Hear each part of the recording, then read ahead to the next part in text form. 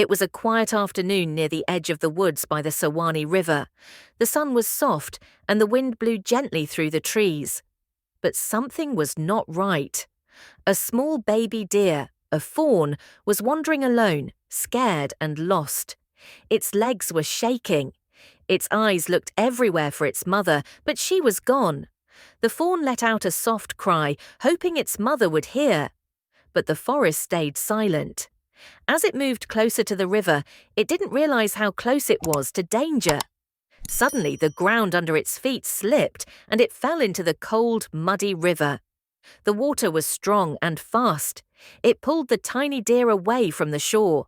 The fawn tried to fight the water, but it was too weak. It cried loudly, but no one was there. Water filled its mouth and nose. It was drowning. Just as the fawn was about to sink, something unexpected happened. Not far from the river, a man named Lucas Bennett was driving along a riverside road in his blue convertible. His big brown dog, Bear, sat in the passenger seat. The air was calm until Lucas suddenly heard a faint sound like a cry for help. He stopped the car. "What was that?" he said, frowning. Bear raised his ears and growled softly. He also sensed that something was wrong. Lucas jumped out of the car and ran toward the sound. The river was muddy and wild, swirling with dangerous waves. "Is anyone there?" Lucas shouted. Only the sound of water replied, but Bear knew where to go. He barked loudly and sprinted toward the river. Lucas ran after him. Then they saw it. In the middle of the river, something small was floating. "Oh my God, it's a baby deer!" Lucas gasped. The little creature was barely moving.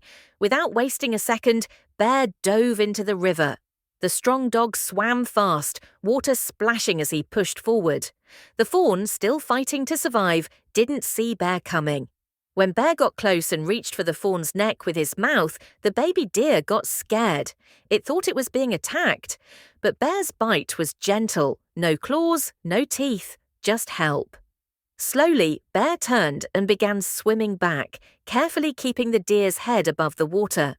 Lucas ran along the riverbank, kneeling, ready to pull them out. When they reached the edge, Lucas quickly lifted the soaked fawn out of Bear's mouth and gently laid it on the ground. The deer was shaking from the cold. Water dripped from its ears and fur. Lucas took off his jacket and wrapped the little body warmly. Bear stood beside him, panting, watching with worried eyes. "It's okay, baby. You're safe now," Lucas whispered. He picked up the deer and placed it gently in the back seat of his car. He took out a towel from the trunk and began drying the tiny animal, bit by bit. Bear climbed into the front seat, turning his head to keep a close eye on the deer. Slowly, the fawn stopped shaking. Its breathing became calm. Lucas smiled and started the car. They were going home. Lucas lived in a small wooden house on a grassy hill near the forest. It was peaceful and quiet. He spread a warm towel on the living room floor beside the fireplace and laid the fawn there. Bear lay down next to the deer as if to protect it. Lucas warmed up a bottle of milk and fed the fawn carefully. He softly rubbed its forehead. The deer slowly opened its eyes and looked at him. There was a sense of peace in its gaze now. Lucas decided to name the fawn Dotty because of the little white spots on its back.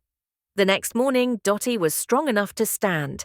She took a few small steps in the backyard, and Bear walked beside her. She began following him everywhere, curious, playful, and full of energy. Every morning, Lucas took both of them for a walk in the park. People smiled when they saw the big dog and the tiny deer running around happily. In the evenings, Dotty sometimes curled up in Lucas's lap when the wind got chilly. The three of them, Lucas, Bear, and Dotty, became a small, unusual family, but they were happy. After 2 weeks, Lucas knew what he had to do. He loved Dotty, but he also knew she belonged in the wild with her real mother. He looked at a map of the Sawani River and marked the areas where deer had been seen. One sunny morning, he loaded Dotty and Bear into the car and drove back to the river where it all began. Dotty was quiet. Her ears moved quickly, trying to catch a familiar sound. As they reached the forest near the river, Lucas parked the car. Bear jumped out and began sniffing the ground.